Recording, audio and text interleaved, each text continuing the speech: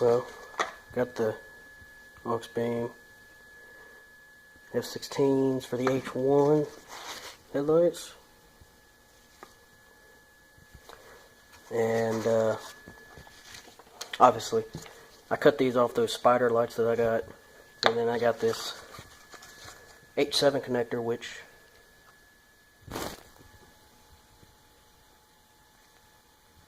well, it's an H7 connector that actually matches up with the connector they supply.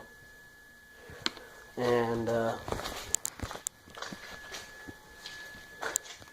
actually took the HID box apart, and it doesn't look bad. Actually, I think the bulb's bad. I took this off because I wasn't going to use this till I saw as my connector until I saw how dinky those wires are.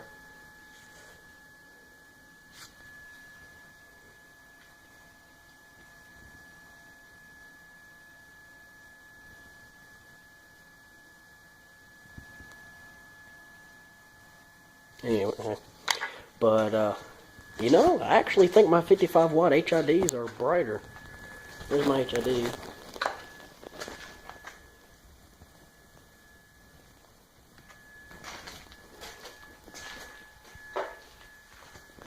And it's kind of shining on the toolbox, can't really see. It's separated. Here's the AuxBeam. It's definitely wider.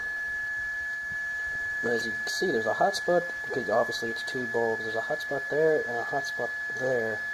It'd be nice if they were like that, side by side. But, let's see. Here's one hot spot. There's the other hot spot. And there's the light. It's definitely wider, but I got 8K HIDs. I don't know, I can't tell. There's definitely, I mean, it's split by my toolbox, but right there and right there against the wall, there is definitely a hot spot in the HID, which is really bright. I'm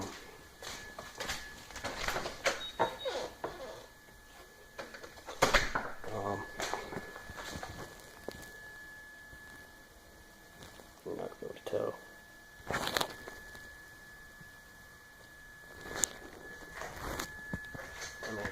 Look how bright that is. Over here. Actually, well,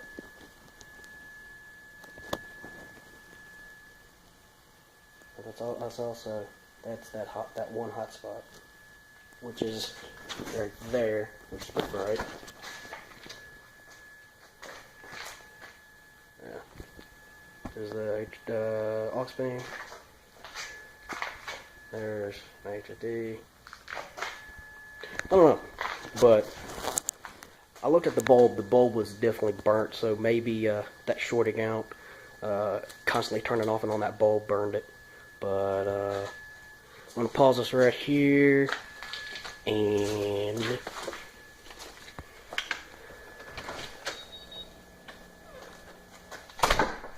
pause this right here and finish doing this up. But I'm keeping my relay harness. I don't have it soldered together yet, but that's the line I'm using. Goes from there to that H7 connector right there. I'm going to be taping these two together. The H7 connector, taping those together really tight. I'm going to be shortening this. That's way too long. But so I'll keep my too high function. There's my grill. I'm going to probably take that grill out and put the other grill on. But anyway, I'm going to pause this and I'll be right back. Alright, don't want to get copyright. Got the connector made it short. Put a zip tie on that connector because it's a little bit loose on the factory connector. This is the H7 connector. Let's see if I can be a professional YouTuber. Big side's positive, yellow is positive. Oops, well. One hand, maybe. Can I do it one hand? Can I? Ah, there it goes. And then I might try to put a zip tie right here. I'm going to tape it first though. I'm going to tape it and then try to put a zip tie on it and hold it. But, yeah, that's one side done. Still got to do the other side. I'm getting my other grill ready to put in. Yeah. I guess I'll be back after I do both sides. But yeah, all this is a 9006 female with the wire spliced onto an H7 connector, which is the same width as this H1 piece they give you right here. I bet you this is the same connector. Well, I bet you they supply a better connector with the H7. I bet they actually supply one that clips in there. I would hope they would anyway, because with an H1 you usually just have two little ends like this. Usually, two little you know, just female blade terminals. Yeah, it's usually just a female blade terminal like that, and you would just stick both sides on. But yeah, I'll be back. Alright, well, I got both LEDs in. The passenger one actually sits in better. Like I was talking about earlier, you can see the hot spot there, and the hot spot there. On this side, the hot spots are actually left and right, which is where they should be. And on this one I noticed you could pop off the collar, the H1 collar, and there's two screws. I'm slightly wondering if you could rotate, if I could rotate this one slightly to where it's flat. Don't want to try it though, because I know these aren't necessarily designed to be rotated. And those where the screws go in are actually on the flat part where the LED, where the strip goes up for the LEDs. Where the strip goes up. So I'm betting those screws align and screw into that metal part. I bet you if I try to rotate it, there's going to be no holes for it to go into. I think that's why this one's a little bit meh. But again, these aren't the best. I gotta clean that. These aren't the best projectors. You know, they're the bottom of the barrel basically. So that could be something. Though I think it's more that the LED is a little cocked to the side. But again, when you get to there's the hot spot. Actually, that stays hot. That's right at the cutoff line. To this side.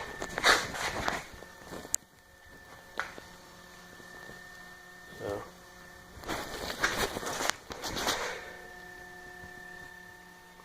That's it so far. Let me get this grill put together, get it back on, and I'll go outside for a night shot. Just thought I'd do a short segment about how I got this emblem mounted. Got all these threaded rods that are actually threaded and glued into the emblem. And then obviously all the wiring. Let me see if I can get it out. Oh, well, I forgot some zip ties. Quite a bit of them actually. Here we go. Alrighty.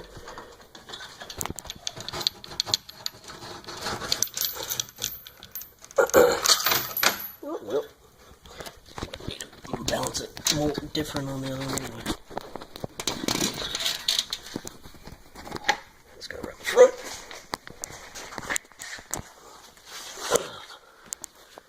Got some washer spacing it out. There's the emblem. Oh, it's big. And around the back side, drilled holes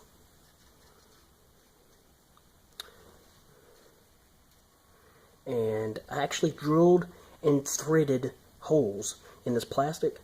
I drilled the holes and threaded them for this threaded rod. I think it's 5/16 threaded rod. And then I put that liquid JB weld on it and JB welded them in there. That's that sticky JB weld, that steel weld JB weld. Again, more steel weld right there. And right there, I put steel weld where the other day would be stress from the lines coming out. And then it just goes through the grill. And honestly, you can do this with a normal 2015 emblem. If you have a billet grill and your billet grill is big enough, even if it's not big enough, if it's a small billet grill, if you can find a threaded rod that fits through there, you can get the emblem.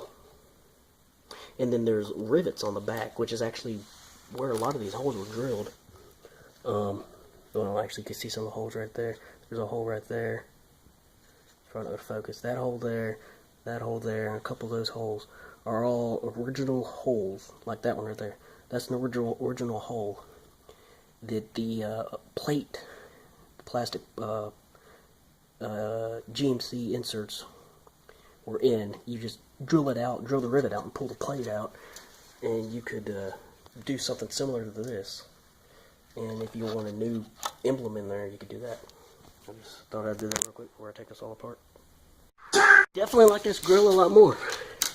Got it pretty much centered in my grill, and I can actually screw it all the way flat. It's actually, there's no gaps, so I don't have to use those washer spacers that I was using. It's obviously not exactly center. It's, man, it's like probably an eighth of an inch, if even that off. The reason being is that stud right there. Now, I could cut that stud off, but I like that for alignment purposes. And here's the new billet grill from the back side. This has a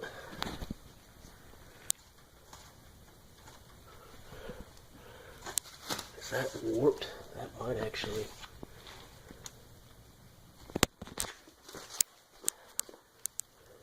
Oh, I don't think it's warped. Might just be the way I'm looking at it. Anyway, it's got a mount up here, mount up there, mount down there, and a mount down there. My other grill had a mount here, here, here, here, here, here. Oh, probably didn't see that. Right there on top and bottom, there on top and bottom, there on top and bottom, and there on top and bottom. But man, it was a pain in the butt to get on and off. Had little screws this small. That's a 7mm, 6mm, 7mm nut. So this is like a 3mm screw. It's not focusing, but you get the drift. Man, those were a pain in the butt to get. Well, they were a pain in the butt to get on, but they were also a pain in the butt to get off. I like this because it's actually, it rigidly supports the. I mean, I don't know how I like the bottom.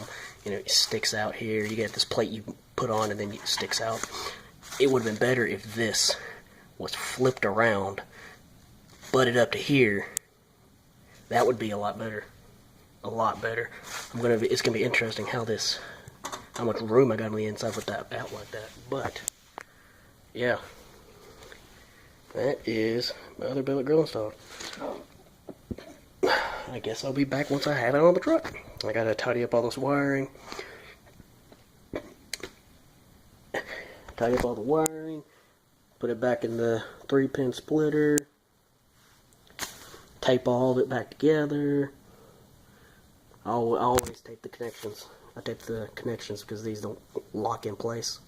So I put a piece of tape over the connections so they don't separate. Yeah. Let me get this done, get it back on the truck, and pull it outside. I might go down the street, and we'll see what the AuxBeam F16 H1 bulbs and a projector housing look like. Be back in a moment. Alrighty, I got it all back together. Just thought I'd show it before I went outside and turned on the lights. One thing though, I'm going to have to come out here tomorrow. As you probably notice, that lip should be up here on the grill. Well, you can see back there, that's the horn. Yeah, since this grill sits, my other grill's set out here. Like it wasn't a behind like this one, it was in front, and I actually liked it out front. Since this one's so far inside, my horn's in the way, and it's pushing the grill out. It's pushing the grill out so it won't sit flush. I also think between the mounts, I think I need to get some spacers, because it might even be compressing the grill. That's one thing I'm going to have to test. I'll probably get it out, take the grill off, put the grill on, put this on, and then see how it sits, and then get spacers accordingly. But yeah, let's go.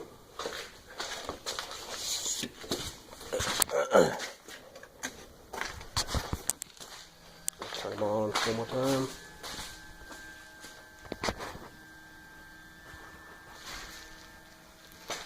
And of course, you hear the fans.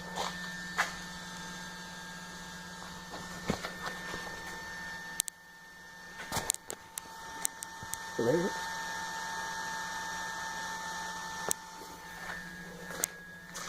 Man, I like that emblem so much better in the center. That looks so much better. And there's that one. Now let's go outside. At the end of my dead-end street. Man, friggin' farmers made it where it's like really hard. Can't come down here and turn around anymore. There used to be there's a place right here that's gated. The gate used to be farther up, and you could turn in just enough to get a vehicle in there and then turn around. And that was great, because I usually come down here a lot through the course of doing modifications to my Jeep or my Yukon. I'd always drive down here. Now I got to go to the house that's a couple yards up ahead, and I had to back all the way up here, which isn't that much trouble. But there it is. I mean, what else can I say? There are LEDs in the projector housing. It's got a nice cutoff line. It's hard to say if they're brighter than my HIDs, but then again, those were 55 watt HIDs. I mean, what I was going to say, they were high powered HIDs. They weren't 35 watt ones. I know the 35 watt HIDs they do decent in these housings, but man, those 55 watts were amazing. They were a lot better than my buddy who has same housings who had the 55 watt, who had the 35 watt. But I mean, hey, I can't complain. It's white, instant on, instant off. I have the 4 high mod, so that's my high beams. So 4 high mod. If you have one of these trucks, 4 high mod is definitely a must. The good thing about mine is I didn't have to go through and do a whole bunch of relay stuff, since I already had the relays for the HID harness. I already got a relay harness for the HIDs. All I had to do was do the single diode, which is pretty cool. But yeah, that's it.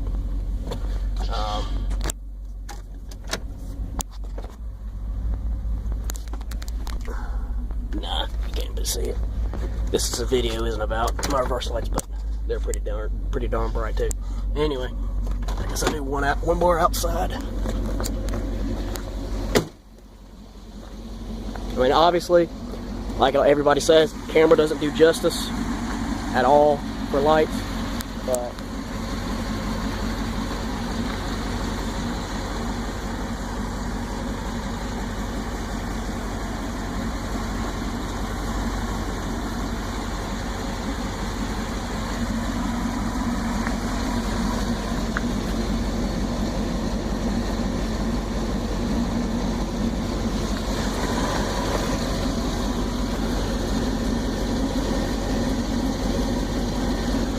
yeah, I like them. They're nice and white, which one thing I can say about the HIDs is that I got 8K. would have been better off getting, you know, I should have at least got 5, if not 6K. I wanted a little bit of blue, but, yeah. Oh yeah, for comparison, 7-inch light bar.